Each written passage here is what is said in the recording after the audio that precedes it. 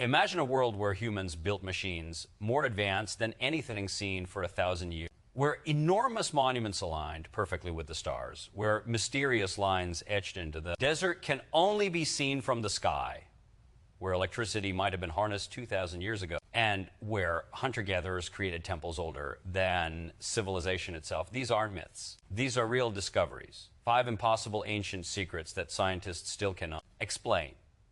Stay with me, because the truth behind these mysteries will blow your mind. We'll explain everything in this video, step by step. Don't skip it.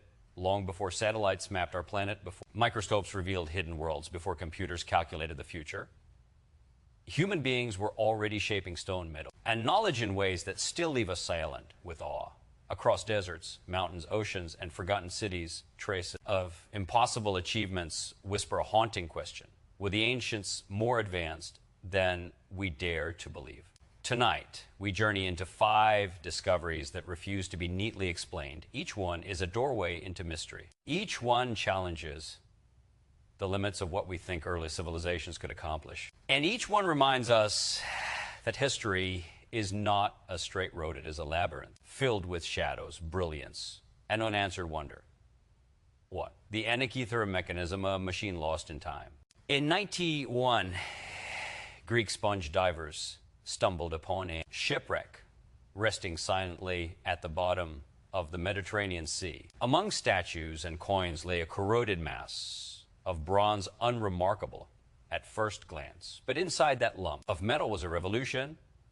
Careful study revealed an intricate system of gears, wheels, and inscriptions. This was no ordinary artifact. It was a precision machine capable of predicting eclipses, tracking planetary motion, and mapping astronomical cycles. It was, in essence, an ancient computer built more than 2,000 years ago. The Antikythera mechanism possessed technological sophistication that humanity would not replicate until the Middle Ages over 1,000 years later. Who built it? How did they conceive such complex engineering? And why did this knowledge vanish? It suggests a lost chapter of human intelligence, a time when science burned brightly before fading into historical silence. It reminds us that progress is fragile, and brilliance, once lost, may take centuries to return. 2. The pyramids of Giza, stones that defy logic in the golden heat of the Egyptian. Desert rise, structures so immense, so precise, that even modern engineers struggle to explain their creation. The Great Pyramid alone is composed of over 2.3 million stone blocks, some weighing more than 80 tons. These stones were quarried miles away, transported across desert terrain, lifted hundreds of feet into the air, and positioned with astonishing mathematical accuracy. Not a single written blueprint has survived. No detailed construction plans, no instruction manuals, no engineering records. Yet the pyramid aligns with cardinal directions to near-perfect precision. Its dimensions encode mathematical constants. Its chambers reflect advanced understanding of acoustics, astronomy, and geometry. How did a civilization armed with copper tools, wooden sleds, and human labor achieve feats that still challenge modern construction? The pyramids are not merely tombs. They are monuments to forgotten knowledge and enduring reminders that human potential has always exceeded our assumptions. 3. The Nazca Line's messages for the sky. Across the barren plains of southern Peru stretch enormous figures, carved into the earth spiders, birds, monkeys, whales, geometric patterns some hundreds of feet long. From the ground, they appear meaningless. From the sky, they reveal breathtaking precision, created more than 1,500 years ago. The Nazca Lines could not be fully seen by those who made them. There were no aircraft, no balloons, no satellite imagery. And yet, these colossal designs are so perfectly proportioned that they can only be truly appreciated. From above, how did the Nazca people plan and execute such massive artworks without an aerial perspective? Some believe the lines were sacred pathways. Others suggest astronomical calendars, ceremonial maps, or spiritual offerings to gods believed to dwell in the heavens, but their true purpose remains unknown. They are silent symbols etched into the earth, a message written for the sky, waiting for an explanation that still eludes us. 4. The Baghdad battery, ancient electricity. In the dusty ruins near modern-day Baghdad, archaeologists uncovered clay jars containing copper cylinders and iron rods. When reconstructed, these objects produced a mild electric current. Dating back nearly 2,000 years, these artifacts resemble primitive batteries. If this interpretation is correct, it means ancient civilizations may have understood electrical principles long before modern science. What did they power? Electroplating for jewelry, medical treatments, ritualistic experiments.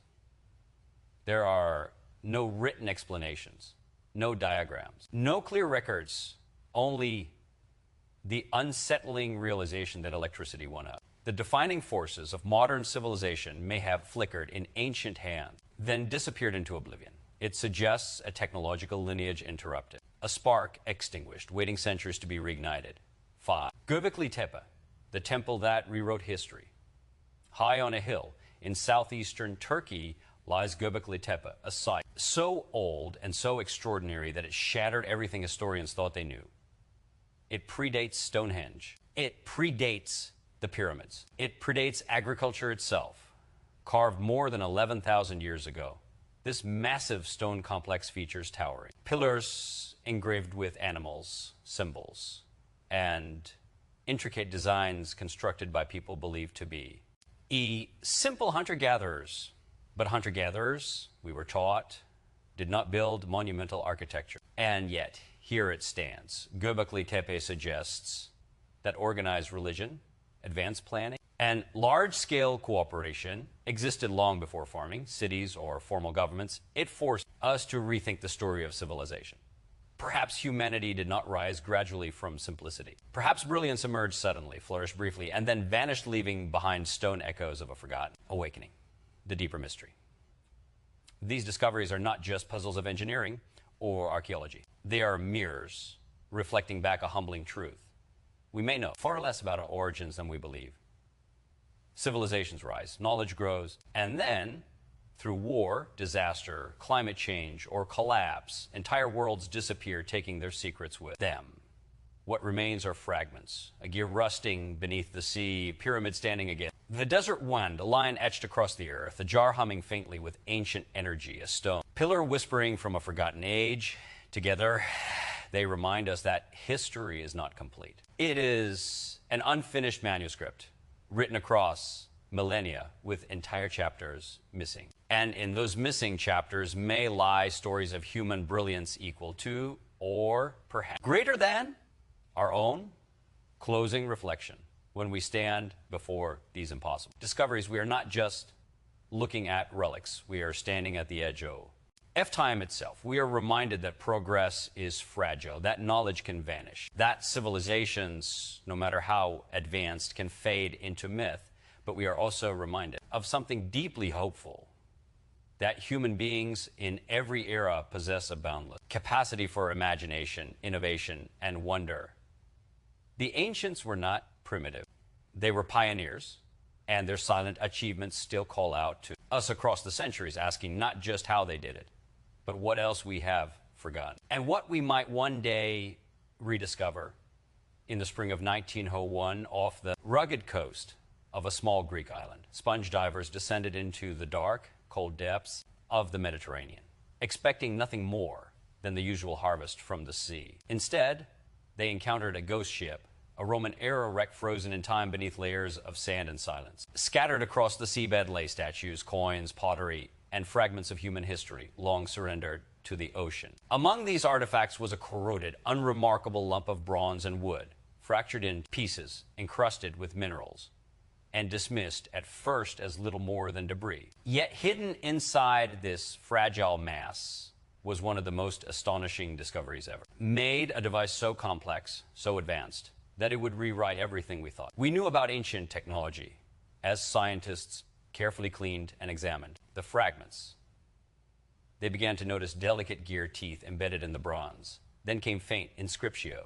NS, tiny markings etched by a steady human hand more than 2,000 years ago. Slowly, painstakingly, an impossible reality emerged. This object was not decorative. It was not ceremonial. It was mechanical. It was a machine built with precision engineering that would not reappear in human history for more than 1,000 years. This was the Antikythera mechanism, a device capable of predicting astronomical events, tracking the movements of planets, calculating lunar cycles, and forecasting eclipses with remarkable accuracy. In a world without electricity, without digital computation, without modern tools, ancient hands had crafted a system of interlocking bronze gears, each tooth cut with mathematical precision. The mechanism contained at least 30 gears arranged in a complex network that transformed rotational motion into predictive calculation. By turning a single crank, the user could simulate the movements of the sun, moon, and possibly the known planets, aligning their cycles into a coherent cosmic model. It was, in every sense, an analog computer built centuries before the very concept of computation existed. The implications were staggering. Until this discovery, historians believed such mechanical sophistication did not emerge until medieval Europe, during the rise of advanced clockmaking. Yet here it was, resting silently in a shipwreck dated to around 100 BCE, proof that ancient Greek engineers possessed knowledge far beyond what history had credited them. This was not a simple calendar or navigational tool. It was a machine designed to understand the universe itself.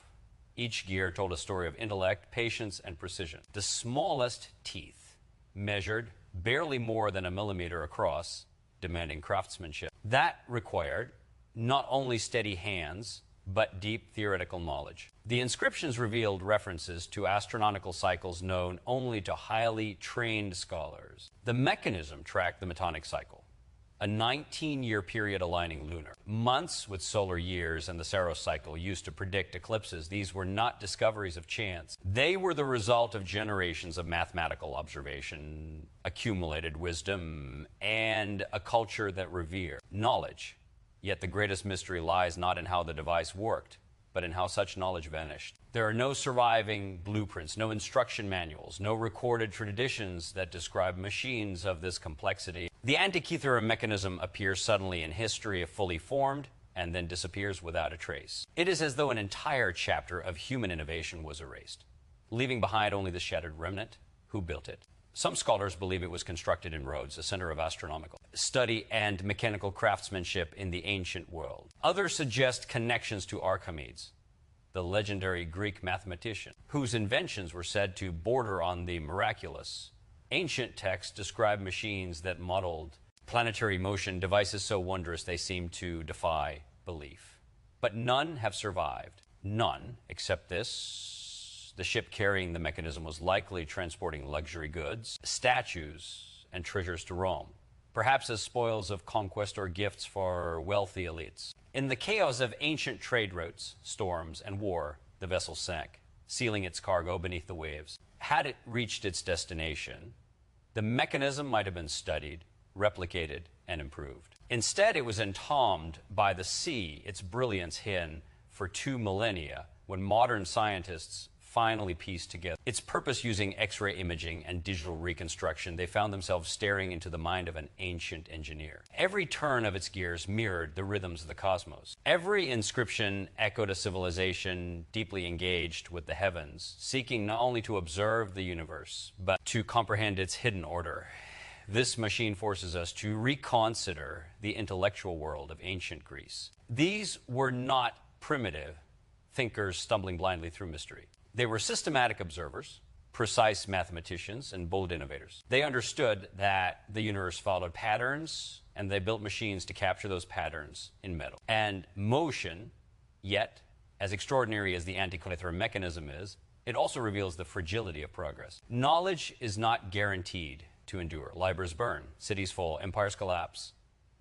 And with them vanish ideas, technologies, and understandings that may never be fully recovered. Somewhere in the ancient world, workshops once echoed with the sound of bronze being shaped into gears, of scholars debating celestial motion, of engineers solving problems we only rediscovered centuries later. Those voices are gone now, leaving behind only silence and questions. The mechanism stands as a haunting reminder that human advancement is not a straight line. It surges forward, stumbles backward, and sometimes disappears entirely. Civilizations can reach astonishing heights, only to collapse, leaving future generations to rebuild from fragments. The world before us is layered with forgotten achievements buried beneath the weight of time in the corroded remains of. The Antikythera mechanism, we glimpse a parallel history, one in which science flourished far earlier than we imagined.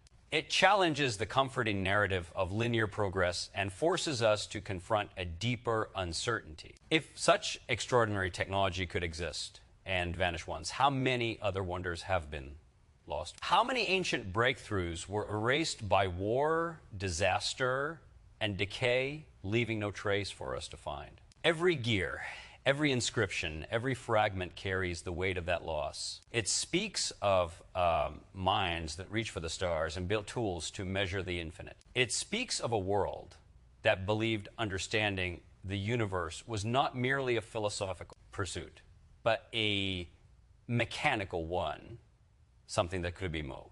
Delved, predicted, and mastered, and in that belief there is something profoundly human, the desire to know, to understand, to impose order upon chaos, to map the heavens and uncover the hidden rhythms of existence. Across thousands of years, that impulse binds us to those ancient engineers. Though separated by centuries, culture, and technology, we share the same longing to comprehend. The vastness around us, the Antikythera mechanism, does not merely rewrite history.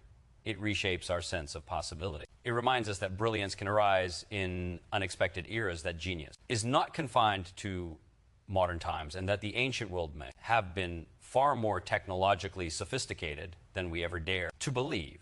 It also leaves us with a lingering sense of humility. For all our advancements, for all our machines and algorithms, we are still uncovering truths that ancient minds once held. We are still decoding the achievements of people who lived without electricity, without engines, without digital computation, yet built devices that mirrored the movement of planets and predicted the dance of celestial bodies in the silent chambers of museums where the fragments now rest.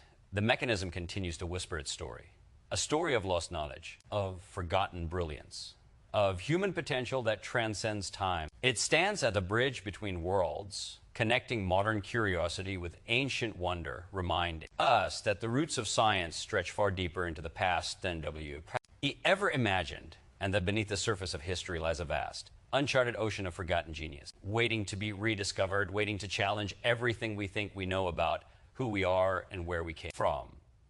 In the vast silence of the Egyptian desert, where wind sculpts sand into shifting waves and the sun burns, relentlessly overhead, three colossal forms rise against the horizon, unchanged for nearly 5,000 years. The pyramids of Giza do not merely stand, they endure. They loom as silent witnesses to a civilization whose knowledge, ambition, and engineering mastery still leave the modern world struggling for explanations. The Great Pyramid alone contains more than 2.3 million stone blocks, each weighing between 2 and 80 tons.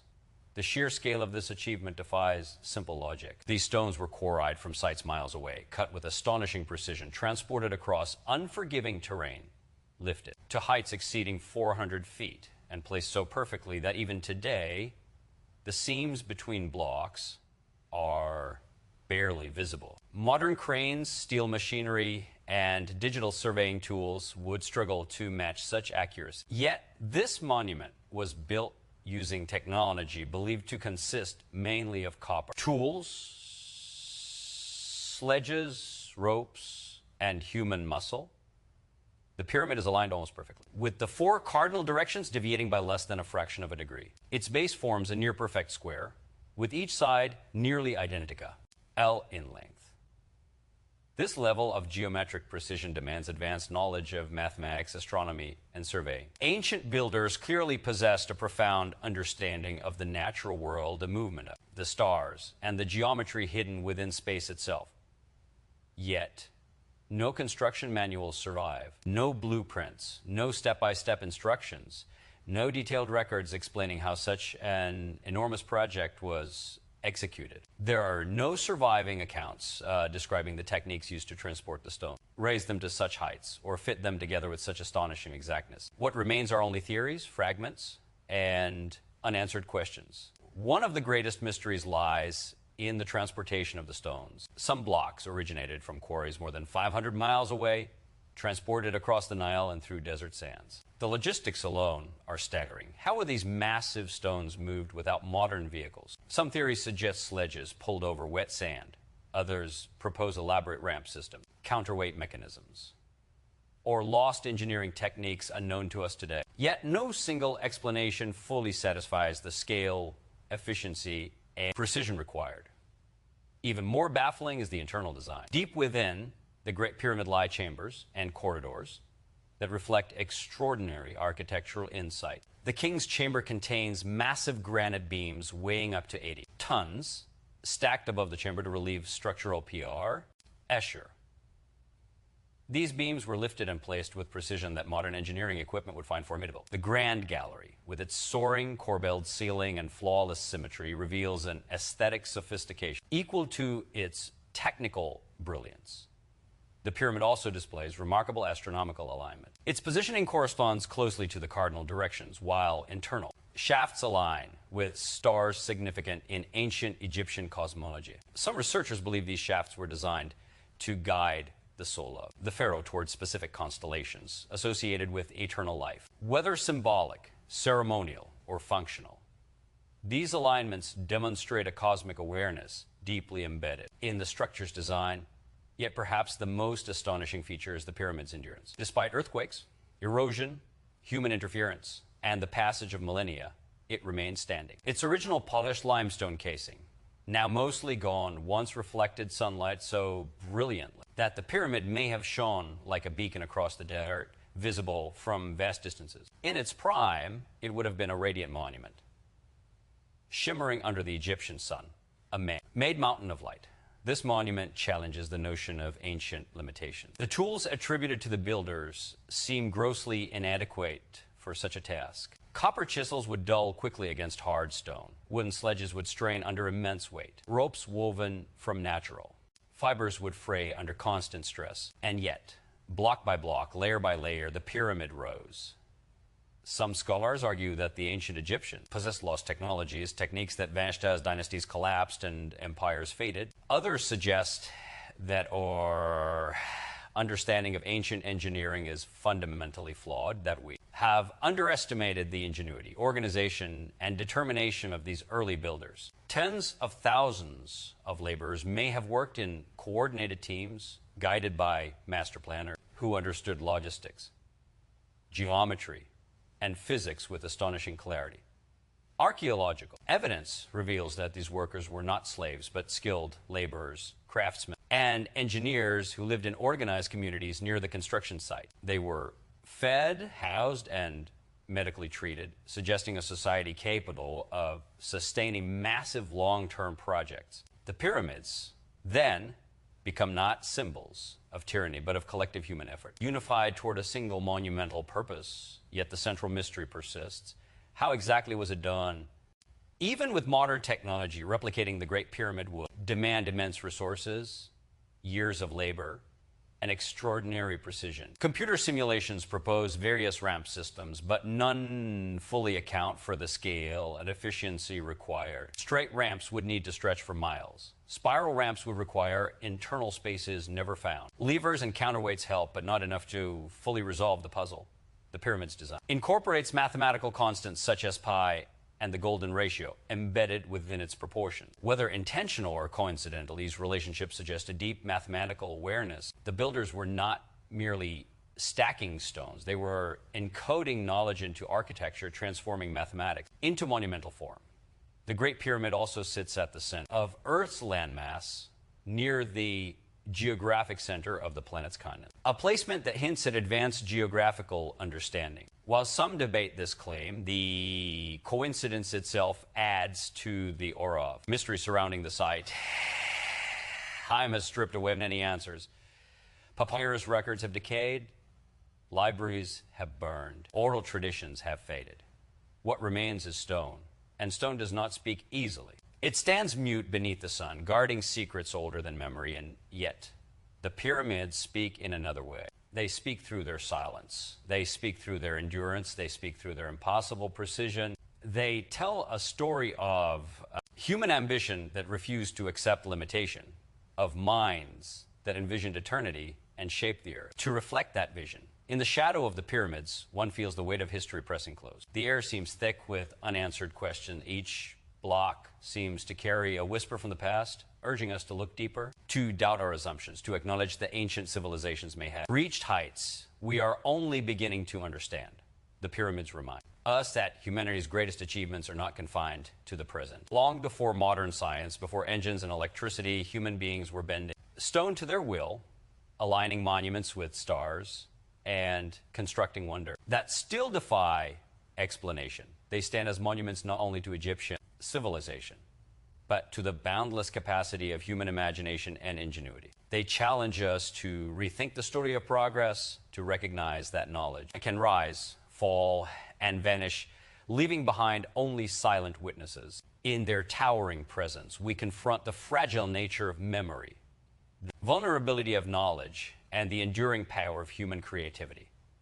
The pyramids are not simply relics of a distant past. They are living questions etched in stone, demanding humility, curiosity, and awe, urging us to search beyond accepted history, to explore the shadows of forgotten genius, and to confront the profound mystery of how a civilization armed with little more than stone tools and human will built monuments that continue to humble the modern world across the scorched plains of southern Peru, where the earth stretches endlessly beneath a blazing sky. A vast and silent gallery lies etched into the desert floor. From ground level, it appears as nothing more than faint lines and shallow grooves, barely distinguishable from the surrounding soil. But from the air, these markings transform into enormous figure spiders, hummingbirds, monkeys, whales, geometric spirals, and straight lines that stretch for miles. The Nazca lines are among the greatest mysteries of the ancient world, not because of what they show, but because of how and why they were created, carved into the desert between 500 BCE and 500 CE.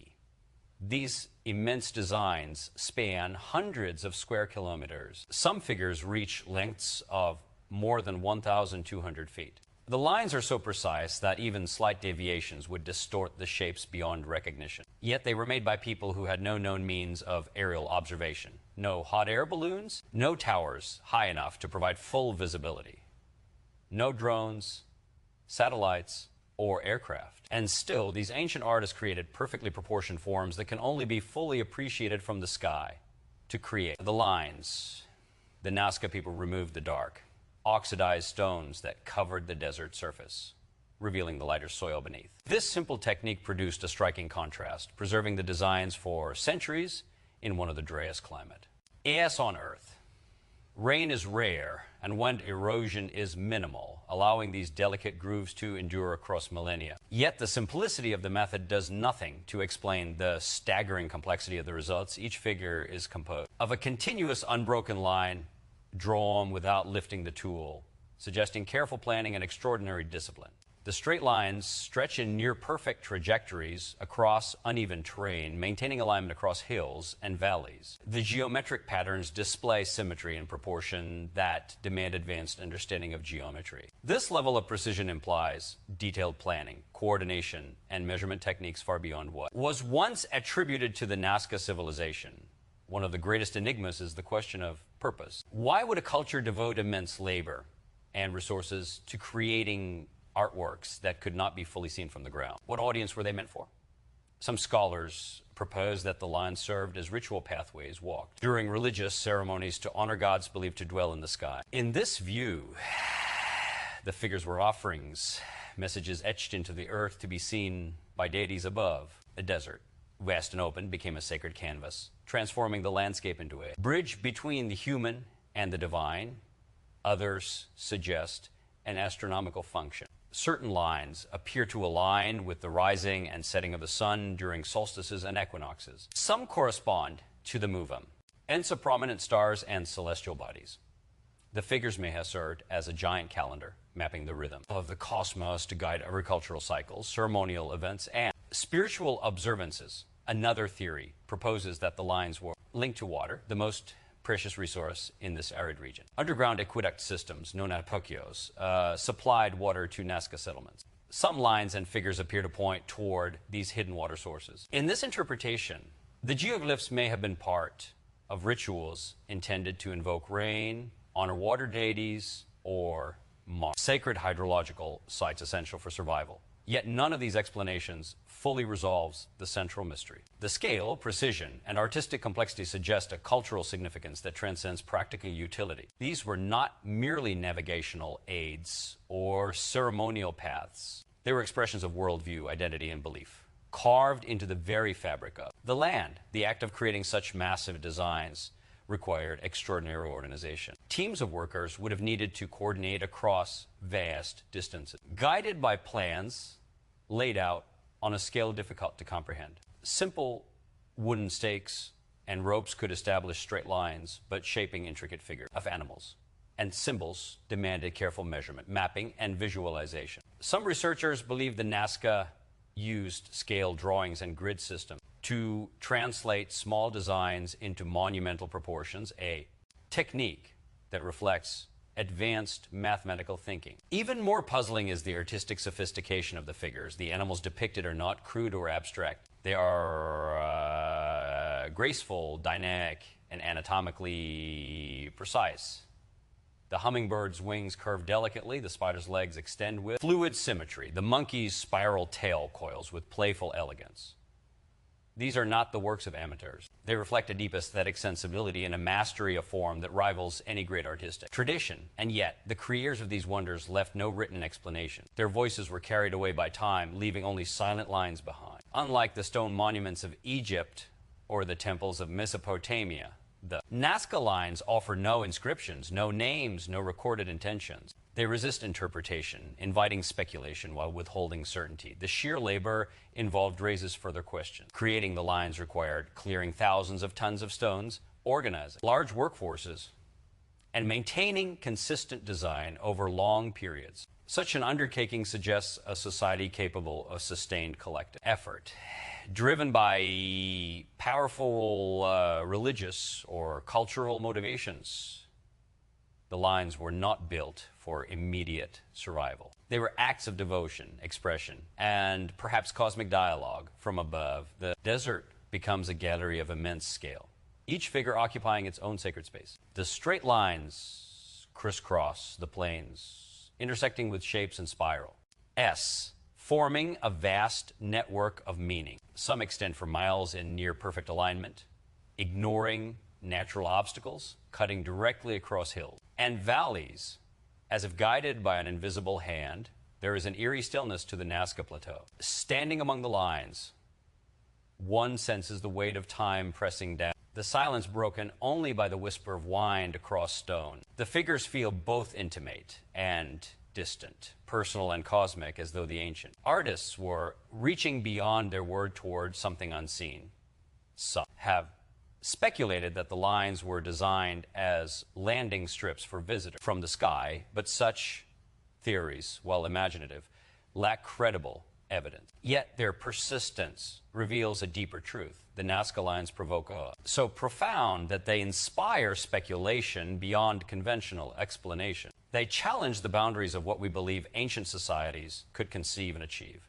What remains undeniable is that the Nazca people possessed a sophisticated understanding of their environment, their tools, and their beliefs. They transformed a barren landscape into a monumental expression of culture, creating art on a scale unmatched anywhere else in the ancient world. They inscribed their identity onto the earth itself, ensuring that their presence would endure long after their cities had faded, and endure it has. For more than 15 centuries, these delicate lines have survived earthquakes, climate change, and human encroachment.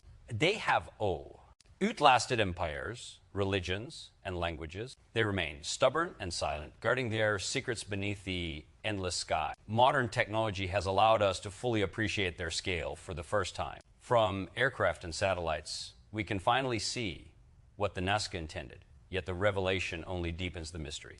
Seeing the figures whole raises more questions than it answers. It exposes the limits of our understanding and reminds us how much of human history remains unexplained.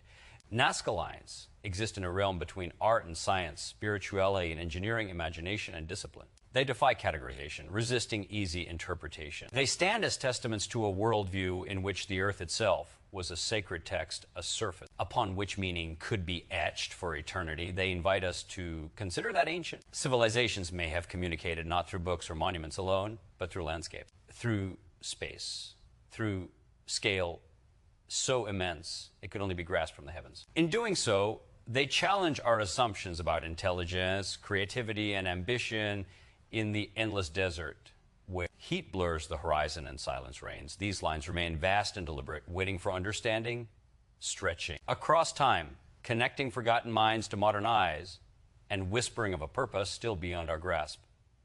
In the dim storerooms of the Iraqi National Museum, among pottery shards, statues, and relics of vanished empires, sat a collection of small clay jars that, for decades, attracted little attention. They appeared ordinary, unremarkable, almost forgettable. Yet inside these fragile vessels lay a mystery that would challenge our understanding of ancient science and force us to reconsider the technological capabilities of civilizations long gone. These objects, now known as the Baghdad batteries, suggested the possibility that electricity, one of the defining forces of modern life, may have been harnessed nearly 2,000 years ago, discovered in the 1930s near the ancient city of Ctesiphon, close to present-day Baghdad. These artifacts consisted of simple clay jars, each containing a copper cylinder and an iron rod. When reconstructed and filled with acidic liquid such as vinegar or wine, the jars produced a measurable electric current. The design closely resembled a primitive galvanic cell, essentially functioning as a basic battery. If this interpretation is correct, it means that people living in the Parthian or early Sasanian periods possessed knowledge of electrochemical principles, long before Alessandro Volta's invention of the modern battery in 1800. This possibility alone reshapes the narrative of technological history, suggesting that ancient civilizations may have experimented with electricity in ways that modern scholars never imagined.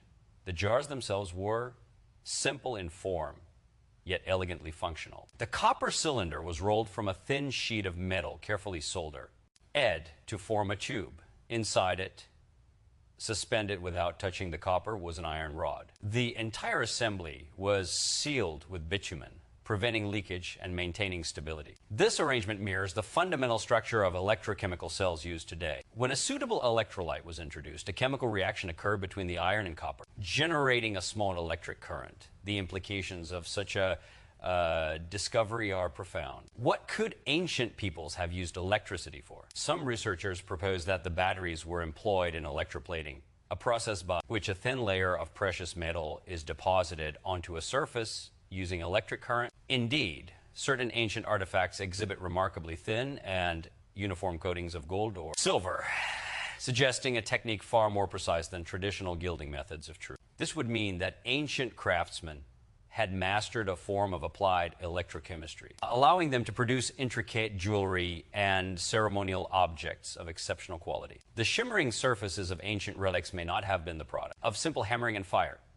but of controlled electrical processes, carefully refined through experimentation and tradition. Others speculate that the batteries may have had medical or therapeutic uses. In ancient texts from various cultures, electricity-like sensations are described in healing rituals. The gentle shock produced by electric fish, for example, was used in Egypt and Greece to treat pain and neurological conditions. It is conceivable that the Baghdad batteries provided controlled electrical stimulation for similar medical purposes, offering relief from ailment. Long before the principles of neurology were understood, still others proposed that the batteries were used in religious or ceremonial contexts. Electricity, with its invisible force and mysterious effects, could easily have been perceived as divine or magical. A mild shock delivered during a ritual might have been interpreted as a manifestation of divine power, reinforcing the authority of priests and the sanctity of sacred spaces. Yet for all these theories, no definitive explanation exists. No written records describe their purpose. No illustrations depict their use. No instructions survive. The batteries emerge from the archaeological record fully formed, functional, and then vanish, leaving behind only fragments and speculation. Skeptics argue that the jars may not have been batteries at all. Some suggest they were storage vessels for sacred scrolls or ritual objects. Others propose they were containers for cosmetic or medicinal substances, but repeated experiments have demonstrated that when reconstructed according to their original design, they reliably produce electricity. The functional nature of their construction is difficult to dismiss as coincidence. What makes the mystery even deeper is the absence of parallel discoveries. If ancient civilizations truly wrest electricity, where are the power grids, the wires, the electrical devices? Why do we find only these isolated examples? One possibility is that such technology was rare, specialized, and closely guarded, reserved for elite craftsmen, healers, or priests. Knowledge may have been transmitted orally, passed down through secret tradition. That vanished when empires fell and cities burned. Another possibility is that electricity was never widely exploited, but existed only as a curiosity. A limited experiment that never evolved into broader application. Without the scientific framework to fully understand and refine it, the technology may have stagnated. Eventually fading into obscurity, history is filled with examples of lost knowledge. Ancient engineers built concrete structures that still endure today, yet the precise formula for Roman concrete was forgotten for centuries. Greek mathematicians calculated planetary motion with remarkable accuracy, yet much of their work was lost during the collapse of classical civilization. The Baghdad batteries may represent another such forgotten breakthrough, a fleeting spark of innovation, extinguished by time. The context of their discovery adds another layer of intrigue. The region surrounding ancient Ctesiphon was a crossroads of cultures, trade routes, and intellectual exchange. Knowledge from Greece, Persia, India, and Mesopotamia converged here, creating fertile ground for experimentation and discovery in such an environment.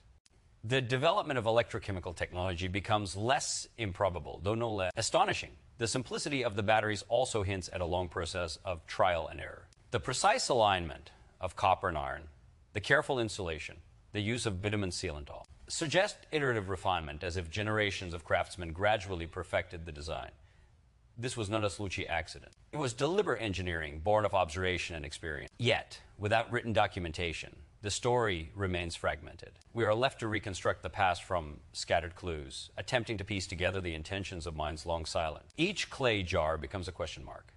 Each corroded rod a whisper of forgotten knowledge, the Baghdad batteries. Challenge the comforting narrative that technological progress flows smoothly from primitive to advanced. Instead, they reveal a far more complex picture, one in which innovation can emerge unexpectedly, flourish briefly, and then vanish, leaving future generations to rediscover what was once known.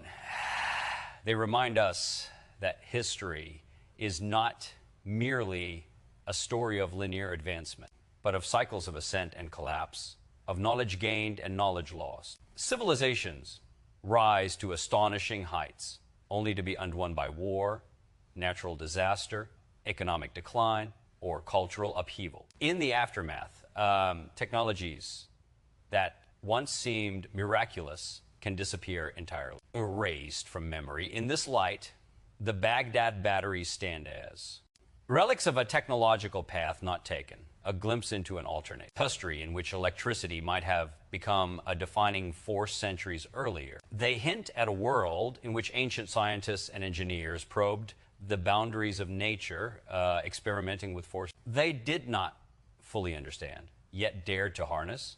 There is something profoundly humbling in this realization. For all our modern achievements, we are still uncovering the ingenuity of our ancestors. We are still learning that the people of the past were not merely survivors struggling against a hostile world, but thinkers, innovators, and experimenters driven by curiosity and imagination. The quiet power generated by these ancient jars seems almost symbolic, a faint echo of human brilliance, pulsing softly across millennia. It speaks of minds willing to explore the unknown, to manipulate invisible force, to seek mastery over nature's secrets. And yet, that power was fragile. It did not endure. It did not reshape the world as electricity would in the modern era. It flickered briefly, then vanished, swallowed by time, conflict, and forgetting in the cracked surfaces of these jars and the corroded metal within. We glimpse both the promise and vulnerability of human progress. We see how easily knowledge can be lost, how quickly brilliance can fade, how fragile the thread of innovation truly is. The Baghdad batteries leave us standing at the edge of uncertainty, peering into a past that refuses to fully reveal itself. They challenge us to remain open to the possibility that history still holds countless surprises. That beneath layers of dust and ruin lie discoveries capable of transforming our understanding of who we are and where we come from. They invite us to question the limits we impose on ancient civilizations, to recognize that ingenuity is not the exclusive property of the modern world, and to acknowledge that the roots of science, experimentation, and technological curiosity stretch far deeper into the past than we ever imagined. High on a windswept hill in southeastern Turkey, surrounded by rolling plains and the remnants of forgotten settlement, lies a site that has rewritten the history of human civilization, Göbekli Tepe. Unlike the monumental constructions of Egypt or Mesopotamia, which arose after the advent of agriculture, this site predates farming itself by thousands of years. Carved from massive stone, arranged in circles and pillars, and adorned with intricate reliefs of animals and abstract symbols, Göbekli Tepe challenges everything historians thought they knew about the origins of complex society. It is a place where human ingenuity, spiritual aspiration, and organizational skill converge in ways that seem impossible for societies still considered prehistoric. Göbekli Tepe is estimated to be over 11,000 years old, making it one of the oldest known examples of monumental architecture on Earth. Its discovery in the 1990s forced archaeologists to recon.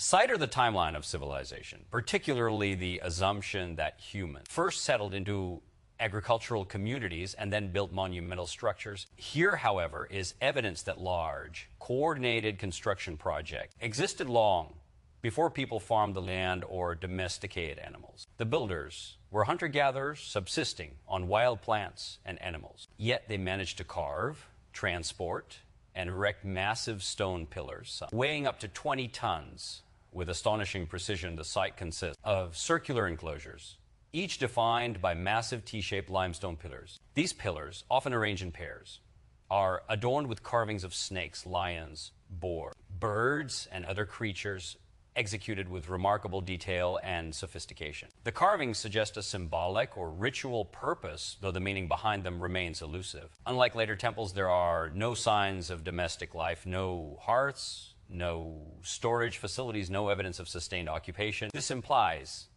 that Göbekli Tepe was not a settlement, but a ceremonial center, a place of gathering, ritual, and possibly cosmological significance for group of hunter-gatherers who traveled to the site seasonally. Constructing Göbekli Tepe would have required unprecedented levels of social organization. Coordinating the labor to quarry, shape, and erect the stone pillars is daunting even by modern standards. The stones themselves were quarried from nearby hills, then transported to the site, set upright, and positioned in precise arrangements. This process demanded planning, engineering skill, and teamwork, all of which contradicts the assumption that hunter-gatherer societies were small, egalitarian, and incapable of sustained collective effort. The site suggests that these communities possessed complex social structures, leadership systems, and shared purpose organized around religion or cultural goals rather than survival alone. One of the most striking aspects of Göbekli Tepe is the intricacy of its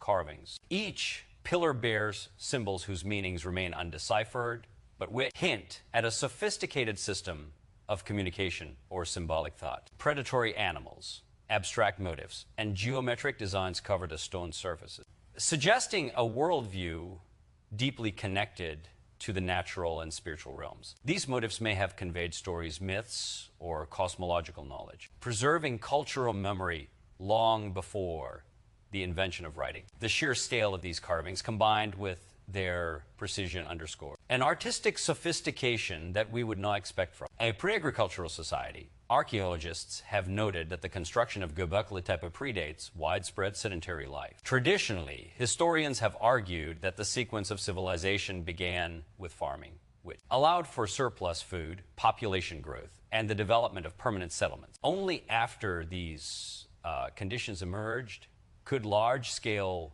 construction project TS and organized religious practices appear? Göbekli Tepe turns this theory on its head, suggesting that monumental construction may have preceded agriculture, perhaps even stimulating it. It is conceivable that the need to gather, feed, and organize labor force, building and ritual activity encouraged the domestication of plants and animals, setting humanity on the path toward permanent settlements and complex civilization. The implications of Göbekli Tepe are profound. It demonstrates that the seeds of civilization, art, religion, engineering, and social hierarchy did not necessarily arise after agriculture, but may have existed simultaneously or even before the domestication of crops. Hunter-gatherers, long assumed to be simple and unsophisticated, are shown here as capable of visionary planning, technical innovation, and symbolic expression on a scale previously attributed only to settled societies. The site challenges the linear narratives of history, forcing us to recognize that human ingenuity has always been multidimensional,